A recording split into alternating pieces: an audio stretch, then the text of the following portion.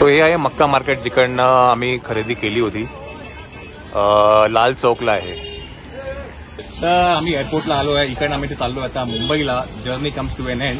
But त्याआधी 5 दिवस आपल्याबरोबर मिस्टर इम्रान होते आणि इरफान आणि मी बरेचसे रिसर्च करून यांच्याशी फायनल केलं आहे. तर आणि व्यक्ती खूप चांगलं आहे, म्हणजे सेफ आहे, सिक्युअर्ड आहे, गाडी पण मस्त होती. तर नेक्स्ट 5 डेज आम्ही खूप मजा केली आहे की नाही श्वेता? येस. आणि तुम्हालाही जर त्यांच्याकडनं काही जर कॅब्स तुम्ही जर श्रीनगर प्लान करत असाल तर त्यांचा नंबर आहे, मी फ्लॅश करेल. मैं इनका नंबर, आपका नंबर यहाँ पे डालूंगा. अगर किसी को रहेगा you can definitely call you, right? Kashmir cab rental, right? Kashmir cab service म्हणून त्यांचं हे आहे, काय म्हणतात, वेबसाईट आहे. आणि तिथे तुम्ही जर फोन करून त्यांना विचारलं तर तुम्हाला चांगले रेट्स पण ते लोक कोट करतील. ओके, चला आता आपण आता निघूया. And thank you so much. Thank you bye. Thank you. Bye bye करा मायरा. बाय. थँक्यू. चलो मिलते फिर कभी आएंगे तो सोच रहा हूँ अभी 1-1.5 साल के बाद ही आऊंगा, लेकिन आना तो है मुझे. सोमवार और पहलगाम जाना है. ठीक है, आप उस टाइम पे कॉल कर लेना था. जी हाँ, जरूर.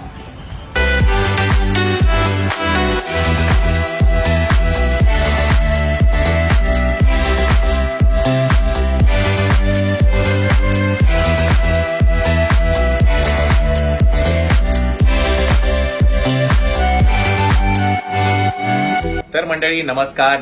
जन्नते काश्मीरचा हा जो एपिसोड होता, म्हणजे आमची जी सिरीज होती, त्याचा हा शेवटचा भाग आहे. आणि जसं की तुम्हाला माहिती आहे की आपण जे काही प्रश्न आहेत तुमचे कमेंट्समध्ये जे येतात त्याची आपण ऍड्रेस करतो या शेवटच्या ब्लॉगमध्ये. आणि दुसरी गोष्ट, काही माहिती तुम्हाला काश्मीर ब्लॉगमध्ये जे प्रश्न विचारले त्याची आपण उत्तर द्यायचा प्रयत्न करू. ओके, तर सगळ्यात पहिलं तुमचे खूप खूप धन्यवाद, कारण का काश्मीर सिरीजला तुम्ही खूप मनापासून म्हणजे बघताल आणि असं वाटतं की आम्ही पण काश्मीर एन्जॉय करतो. असे काही कमेंट्स येत होत्या. आम्ही पण मागच्या वर्षी गेलो होतो, आम्ही आता जाणार आहे, तर आम्हाला खूप उपयोगी पडेल. तर ते मध्ये 2-3 जे ब्लॉग आपण टाकले ना श्वेता, माहिती, गुलमर्गची माहिती आणि श्रीनगरची माहिती, आय थिंक दॅट वॉज, तेव्हा आम्हाला लोकांना कळायला लागलं की इन्फॉर्मेशन जी आम्ही तुम्हाला ते पण देतो आहे ती तुम्हाला खरंच उपयोगात येते आहे. आणि माझा आणि श्वेताचा नेहमी एक पॉइंट ऑफ व्ह्यू असतो की आपल्या ब्लॉग्समधनं काही इन्फॉर्मेशन गोष्ट जर लोकांपर्यंत देता आली तर ती खूप चांगली गोष्ट आहे. आणि त्यातनं 1 किंवा 2 लोकांना याचा फायदा जरी झाला ना तरी आम्ही म्हटलं की नाही आपल्याला. पण तुम्ही एक बघितलं का, म्हणजे आपण बोलल्यामुळे खूप सारे असे लोक होते ज्यांनी आपल्याला ज्या रेट मध्ये मिळालं त्याच्यापेक्षा पण त्यांनी कमी केलं. याच्यामध्ये कोणी आम्ही 300 मध्ये गेले, 500 मध्ये, म्हणजे चांगलीच गोष्ट आहे. तर त्यामुळे ते अजून लोकांना कळालं की आपण तर एवढ्याला घेतलंच आहे, पण अजून काही लोकांना, अजूनही काही कमी लोकांना मिळालंय. म्हणजे मला आता हा प्रश्न होता माझ्यामध्ये शिकाराच्या याच्यामध्ये, एकाने काही कमेंट्स केल्या होत्या की शिकारा राईड आम्ही 500 रुपयात पण केली आहे. आता yes, definitely it is all about you bargaining in. पण आम्ही तुम्हाला आमचा जो बेस रेट आहे तो तुम्हाला सांगितला आम्ही कितीला केलं होतं ते.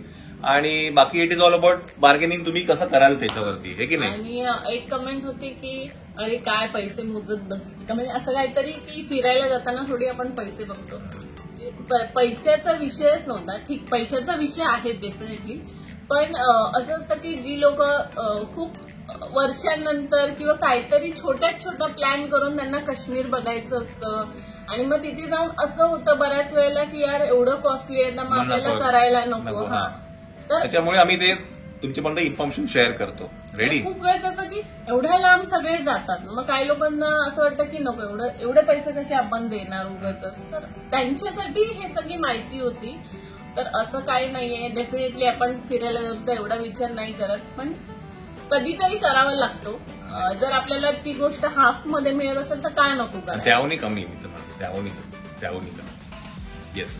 तर पहिलं तर आपण काश्मीरमध्ये म्हणजे सगळं जे झालं, आम्ही आमचा व्हेरी एंड मोमेंटला होतो. आम्ही 1 दिवस आधी, 1-2 दिवस आधी आम्ही तिकीट बुक केले होते.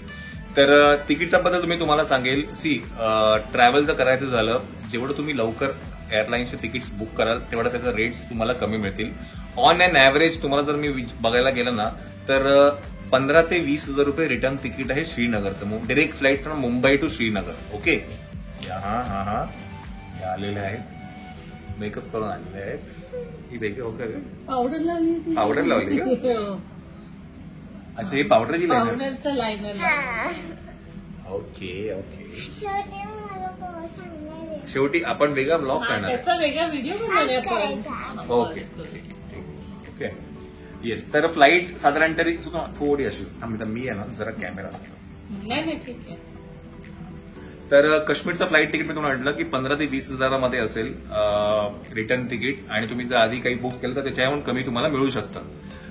राहिली गोष्ट हॉटेलचा जो विषय आहे, सी हॉटेल्स तिथेही आहे ना, मला तुम्ही विचाराल तर it is on a costlier side. म्हणजे आम्ही जिथेही कुठे ट्रॅव्हल केलं आतापर्यंत, आय ऑलवेज फेल्ट की काश्मीरचे जे हॉटेल्स आहेत ते थोडे काही ना एक्सपेन्सिव्ह साईडवरती आहेत. जे रेट आपण देतो आहे, म्हणजे मी तुम्हाला एक्झाम्पल तुम्हाला सांगतो. आम्ही श्रीनगरमध्ये ज्या दिवशी राहिलो होतो फर्स्ट डेला, फर्स्ट नाईटला, बेसिक रूम होती. बेसिक म्हणजे एकदम बेसिक, आणि ती आम्हाला काहीतरी 4.5 की 5 हजाराला गेली होती. नाही 3,500. 3.5 ती क्राऊन प्लाझा, पण क्राऊन ती प्लाझा. तेवढं पण वर्थ नव्हती. म्हणजे ओयोचे जे रूम असतात ना 1,000 रुपयावाले, 1,800 वाले. हा तिकडचं हिटर चालत नव्हतं अजिबात. म्हणजे आणि क्लिननेस नव्हता. त्याच्यामुळे मला ते वर्थ नाही वाटलं. म्हणजे 3,500-4 हजार रुपये आपण त्या रूमसाठी देतो आहे, आणि म्हणजे मला नाही वाटलं. पण आम्ही ज्या बाकीच्या हॉटेलमध्ये राहिलो होतो, येस हॉटेल थोडे ना एक्सपेन्सिव्ह साईड होते, बट तरी पण तुम्ही तुमच्या रेंजमध्ये तुम्ही बघाल की तुम्हाला काय वाटतं आहे. आम्ही गुगल रेटिंग्स वरती आहेत ना, त्याच्यावरती अनालाइज करून आम्ही ठरवायचो की रिव्ह्यू वाचायचो. कारण एवढ्या लांब जातोय, जर रात्री हॉटेलमध्ये हिटर नसेल तर आपण तिथे राहूच नाही शकत, कारण आपल्याला एवढ्या थंडीची सवय नसते. बरोबर. आणि लहान मुलं असेल तर पॉसिबलच नाहीये. त्यामुळे आम्ही ते गुगल रेटिंग सगळं बघितलं, आणि ये ट्रिप आम्ही स्वतःने प्लॅन केली होती. कुठल्याच ट्रॅव्हल गेलो नव्हतो, आणि आम्ही ते सहसा नाही करत. प्रत्येकाचं वेगळं वेगळं असतं, पण आम्हाला असं असतं की आपल्याला जिकडे जायचंय तिकडे गेल्यानंतर बरेच लोक सांगतात अरे हे पण आहे ते पण आहे, तर आपण फिरू शकतो. म्हणून आम्ही नेहमी स्वतःच बुक करतो.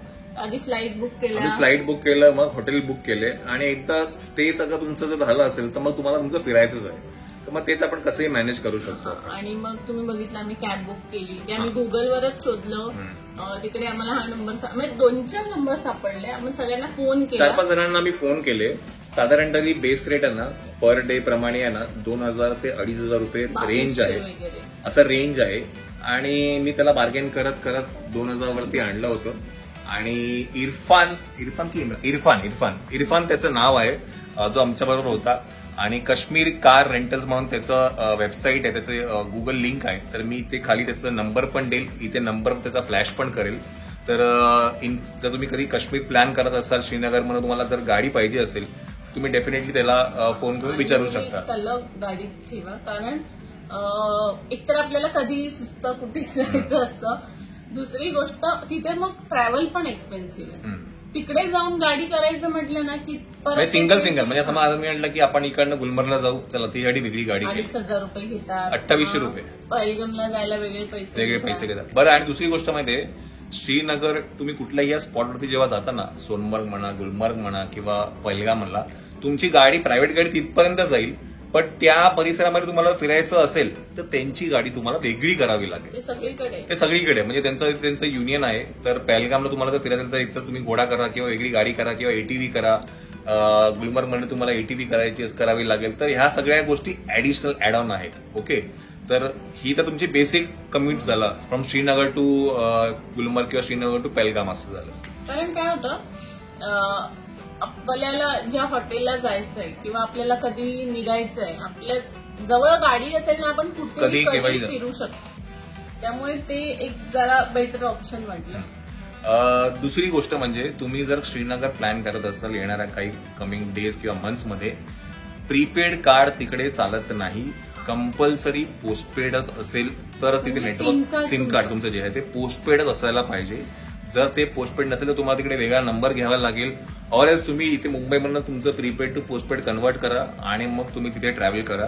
बिकॉज जम्मू काश्मीरमध्ये प्रीपेड सर्व्हिसेस काम नाही करत, कुठलंच काम नाही करत.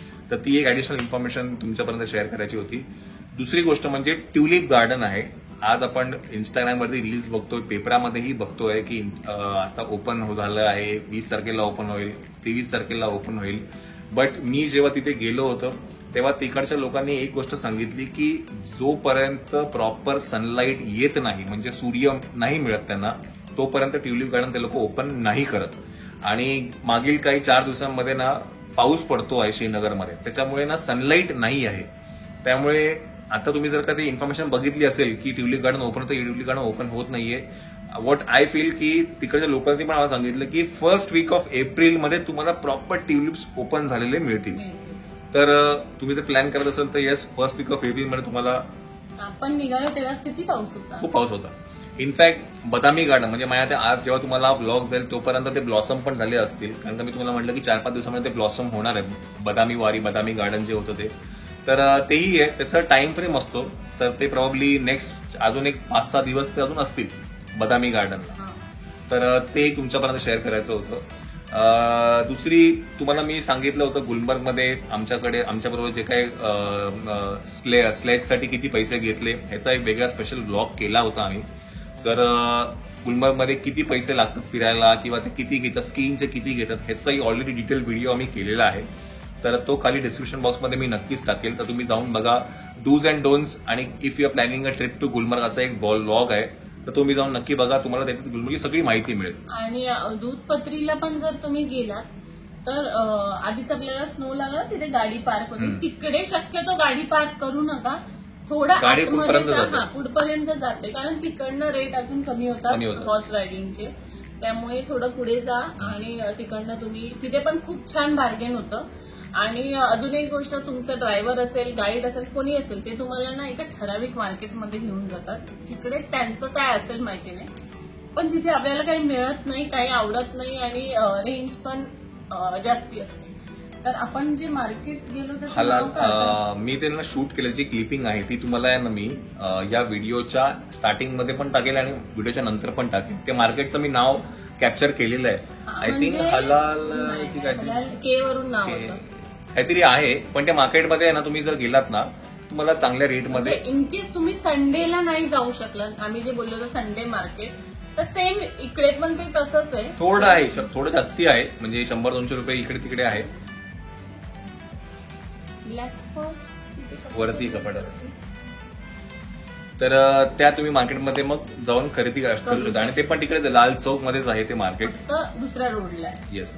त्याचं क्लिपिंग आहे ना वाटत मी तुम्हाला या व्हिडिओच्या जस्ट लोक नंतर तुम्हाला सांगतील की तिकडे जाऊ नका, तुमच्या इकडचंच मिळतं किंवा हे ते, पण नाही. तिकडचे जे ड्रेस मटेरियलच्या डिझाईन्स आहे, फॅब्रिक आहे, ते खूप वेगळं आहे, जे आपल्याकडे नाही मिळत. इनफॅक्ट आपण मायराला जे ड्रेस घेतला होता तो किती सुंदर होता. शिकाराच्या दिवशी मायराने ड्रेस घातला होता तो खूप छान. तसे पण खूप आहेत अजून वेगवेगळ्या प्रकारचे छान ड्रेस आहे. मी तर म्हणेल इकडे शॉपिंग करून जाण्यापेक्षा थंडीचे कपडे तिकडे घ्या. थंडीची का इव्हन तिकडे बघितलं ना ते स्वेटशर्ट, तुमचे पण जे शर्ट्स होते ते 200-300 रुपयाला एवढे छान छान शर्ट होते, आणि इकडे आम्ही 700-800 रुपये. तर जर पॉसिबल असेल, तुम्ही जर लवकर गेलात तर तुम्ही मार्केटमध्ये जा, फिरा, इकडनं एवढं सामान घेऊन पण जाऊ नका थंडीत गेलात तर. येस. आणि दुसरी गोष्ट, रमजानचा महिना आहे, तर तिथे संध्याकाळी 6 नंतर युजली दुकानं बंद होतात. फक्त जे मेन स्पॉट्स आहेत जसं की दल लेक आहे किंवा इतर काही ज्या गोष्टी आहेत त्याच फक्त चालू असतात. बट ओव्हरऑल इतर वेळेला रमजानमुळे ही सगळी दुकानं सगळी 6 नंतर बंद होतात. पण पूर्ण बंद होतं, म्हणजे नाही तर नाहीच. सो त्यांचं आहे ते, म्हणजे that we have to respect for it. Nothing, काही चुकीचं काही नाही. आपण एक इन्फॉर्मेशन देतो ना की 6 नंतर तिकडे नाही. तुम्ही जर कधी बाहेर जायचं म्हणाला किंवा काही खायचं म्हणाला तर तिथे अवेलेबिलिटी नाहीये, बिकॉज रमजानचा महिना चालू आहे. ओके. दुसरी अजून काय आठवत आहे? काही कमेंट्स पण होत्या. मी काही ना प्रश्न पण लिहिले होते जरा नोट्स मध्ये. एकच मिनिट. शिकारा राईड कॉम्प्लिमेंटरी पण असते. एक मिनिट, मी तुम्हाला त्याच्याबद्दल एक स्पष्टीकरण देतो. तुम्ही जर हाऊसबोटमध्ये जर बुकिंग करत असाल, तिथे जर स्टे करत असाल, तर तुम्हाला लँड पासून ते हाऊसबोट पर्यंत जायला शिकारा मिळते free of cost, that is including in that package. बरोबर आहे. पण ती शिकारा राईड फक्त पॉइंट म्हणजे लँड पासून तुम्हाला हाऊसबोट पर्यंतच घेऊन जाईल. तुम्हाला पूर्ण शिकारा ते आतमध्ये फिरवणार नाही आहेत, आणि त्याचे पॉइंट्स आहेत बाकीचे जे आहेत ते तुम्हाला नाही फिरवतात. त्यामुळे शिकारा राईड कॉम्प्लिमेंटरी तर कधीच नाहीये. तुम्हाला त्याच्यासाठी वेगळे पैसे द्यावे लागतील, तुम्हाला ते डल लेक फिरायचं असेल तर तो एक क्वेश्चन होता. अजून एक शिकारा राईड आम्ही 500 रुपयात केली जागा. तर येस, जर म्हणजे चांगलं बार्गेन तुम्ही जर केलं असेल तर डेफिनेटली आपल्या व्ह्युअर्सना सांगू की 500 रुपयामध्ये पण शिकारा राईड होते. बट आम्ही 1100 मध्ये केली. तर अजून तुम्हाला काही करायचं असेल तुम्ही बार्गेन करून घेऊ शकता, हे की नाही. ते सांगताना खूप एक्झॉबरंट सांगतात. 3,500 सांगतात. हे आपल्याला काय म्हणजे आपल्या सर्वसामान्य माणसाला वाटतं की 3,500 रुपये सांगितलेत, निदान 1,500 रुपयाला जरी केलं तरी आपण समाधानी बाबा, 50% आपले सुटले बाबा. पण तसं नाही येते. ते सांगतानाच रेट एवढा आवाजच्या सव्वा सांगतात की नंतर मग आपण म्हणजे आपण 1,000 रुपये बोलतो ना तर आपल्याला मूर्खात काढल्यासारखं होतं. अरे काय पागल आहे का 1,000 रुपये. म्हणजे मला एकाने काढलं पण आपण ते हे नाही घेतलं. तोच आमच्या मागे हा, म्हणजे तोच मागे आला. म्हणजे आम्हाला असं बघ, पागल आहे का तू, ऐसा कुछ भी तुम्हारे मुंह में आया जो रेट बोल देगा. मतलब मेरे को जो लगा वो मैंने आपको बोला, आपको करना है तो आप बोलो, नाही तो नाही. मग मी तिकडे निघून गेलो. मी तुम्हाला म्हणलं मी तिकडे निघून गेलो. मग मी दुसरीकडे तिकडे फिरत होतो आणि मग तोच माणूस परत आमच्याकडे त्याच रेटमध्ये करायला लागला. So it is all about bargaining. But मी तुम्हाला सांगू ना की काश्मीर खरंच खूप सुंदर आहे. गुलमर्ग स्पेशली. आता आम्ही पहलगाम आणि सोनमर्ग नाही गेलोय, बट डेफिनेटली नेक्स्ट ट्रिप जेव्हा कधी पण प्लॅन करू आम्ही तर ह्या 2 सिटीज नक्की आम्ही एक्सप्लोअर करू. आम्ही इकडे नाही जाणार. हा, आणि दूधपत्री पण ही जागा खूप सुंदर आहे. म्हणजे आम्ही आमच्याकडे ती लिस्टमध्ये आम्ही जाणार कंपल्सरी होतो त्या जागेमध्ये. म्हणजे गुलमर्ग आणि दूधपत्री या 2 जागी आम्ही करणार होतो. बट बिकॉज माझ्या त्यावेळेस पोट दुखत होतं, सो आम्ही ती रिस्क नाही घेतली वरपर्यंत जायची. तर तिथे रिव्हर क्रॉसिंग आणि पॅराग्लायडिंग, स्नोमध्ये पॅराग्लायडिंग होतं. भरपूर काही तिथे करता येतं आणि खूप सुंदर जागा आहे. मला एकाने कमेंट पण केली होती की दूधपत्री जेव्हा स्नो नसतो तेव्हा पण चांगलं असतं. मला डेफिनेटली माहिती आहे जेव्हा हिरवळ असतं म्हणजे समर्समध्ये जेव्हा स्नो नसतो तेव्हा या सगळ्या जागा आहेत ना अशा एवढ्या हिरवळ वाटतात ना. बट मला त्याचं फॅसिनेशन नाहीये. मला स्नो बघण्यामध्ये जास्त इंटरेस्ट आहे की नाही. कारण ते आपण आपल्याकडे पण बघतो. म्हणजे तुम्ही कोकणामध्ये गेलात तर ही हिरवळ मी कोकणामध्ये पण बघितली आहे. त्याच्यामध्ये काही किंवा आपण तुम्ही आता इकडे जर इगतपुरी साईडला गेलो तर तुम्हाला पण ही हिरवळ मिळते. बट स्नो ही अशी गोष्ट आहे जी तिथेच तुम्हाला अनुभवता येणार आहे. त्यामुळे डेफिनेटली स्नो माझ्यासाठी खूप एक इम्पॉर्टंट गोष्ट होती की मला स्नो बघायचा होता. मायराला तर बघायचा होता, तिला अनुभव व्हायचा होता. So that is the reason we plan this trip. आणि येस, जेवण तिकडे स्वस्त आहे. म्हणजे तुम्हाला विचाराल खाणं तिकडचं खूप स्वस्त आहे इतर गोष्टींपेक्षा. म्हणजे आम्ही ज्या हॉटेलमध्ये राहत होतो तिथेही आम्ही जेव्हा जेवत होतो तर आम्हाला 1,000-1,200 रुपये बिल यायचं आणि चांगलं व्यवस्थित पद्धतशीर जेवून आम्ही, असं काही नाही. त्याच्यामुळे I feel food is on a very काय म्हणतात not an expensive side, but या स्टे थोडा एक्सपेन्सिव्ह साईडवरती आहे. आता तुम्ही आणि दुसरी गोष्ट आहे ना तिकडे ऑन द स्पॉट जेव्हा जायचं करायचं म्हणलं ना ते पण थोडं रिस्की आहे. बिकॉज सीझन आहे आता, भेटत नाहीये. बिकॉज मी जेव्हा दल लेकमध्ये जेव्हा संध्याकाळी जेव्हा मी रात्री नाईट आउटसाठी गेलो होतो फिरायला तेव्हा मी तिकडचे एक्सप्लोर करत होतो हॉटेल्स की काय रेट आहे किंवा काय आहे. तर rates on the expensive side आहेत, पण ऍट द सेम टाइम तिथे अवेलेबिलिटी पण नाहीये. म्हणजे मी काही बघितले, काही हरियाणावरनं आले, काही चंदीगडवरनं डायरेक्टली गाडी हॉटेलमध्ये येते आणि मग ते लोक विचारतात की रूम आहे का, तर नाही अवेलेबिलिटी. तर अशी फजिती होण्यापेक्षा इट इज ऑलवेज बेटर की आपण इकडनंच बुक करून गेलेलं बेटर राहील. आणि स्टे मला खूप कॉस्टली वाटला. म्हणजे मला ते माहित नाही मला त्या रेटमध्ये आपण मुंबई 5 स्टार मध्ये राहू. खरंय. 2-3 हॉटेल्स मी पण शोधतो आता कधी कधी मला काय मिळाली तर बघता येईल आपल्याला की स्वस्त काय मिळत आहेत का. म्हणजे कधी फ्युचरमध्ये कधी प्लॅन करू आपण. तर आणि हे कसं ना एंड मोमेंटला होतं, डिसाईड केलं होतं, तर आम्हाला जास्ती वेळ पण नव्हता. सगळे ट्रिप कोणाला विश्वास नाही बसत, पण आमच्या सगळ्या अशाच असतात, स्पॉन्टेनियस असतात. म्हणजे आज ठरवलं, परवा निघालो, उद्या निघालो असं असतं. कारण मायऱ्याचा शूट, गौरवचा बिझनेस असा आहे की आम्ही खूप आधीचा प्लॅन नाही करू शकत. आता आम्ही ठरवू की बाबा पुढच्या महिन्यात ह्या तारखेला आम्हाला इकडे जायचंय, आम्ही बुकिंग करू. त्यात जर मायऱ्याचं मध्येच शूट आलं किंवा चांगली अपॉर्च्युनिटी आली किंवा गौरवला अपॉइंटमेंट आली तर आम्ही ते नाही करू शकत, मग ते आम्हाला कॅन्सल करावं लागतं. त्यामुळे जर मला लगेच विंडो दिसते पुढची काही 4-5 दिवस काही नाहीये, चला मग आपण असं. आम्ही राजस्थान पण सगळ्यांना माहितीये 2 दिवस आधी बुकिंग केलं, 1 दिवस शॉपिंग केली, तिसऱ्या दिवशी निघालो. सेम आत्ताही आमचं तसंच झालं की कुठे जायचं. इनफॅक्ट रात्री मी, आकाश आणि आम्ही तिघं बसून रात्री फ्लाईटचं बुकिंग करत होतो. तर तो एका साईटवरती बघत होता, मी एका वेबसाईटवरती बघत होतो, श्वेता एका वेबसाईटवरती बघत होते आणि मग दॅन मी फायनलाइज इट. तर नेक्स्ट डे आपण शॉपिंग केली, रात्री बॅग भरली आणि तिसऱ्या दिवशी आम्ही निघालो. तर आमचं असंच असतं आणि आम्ही असं त्यामुळे बरेच लोक विचारते की अरे यशस्वीन ते नाहीये का सोबत किंवा अपर्णन ते नाहीये का सोबत, पण प्रत्येक वेळेला सगळ्यांनाच एवढं वेळेवर पॉसिबल होईल नाही होत, असं नाही. नसतं. आणि बाय द वे ते लोक जाणार आहेत, mister and Mrs Sawant family. हा आता जातात. त्यांचं आधीच त्यांचं आधीचं बुकिंग आहे, 4 महिन्यापूर्वीचं बुकिंग आहे. ते लोक 6 एप्रिलला काहीतरी जाणार आहेत काश्मीरला.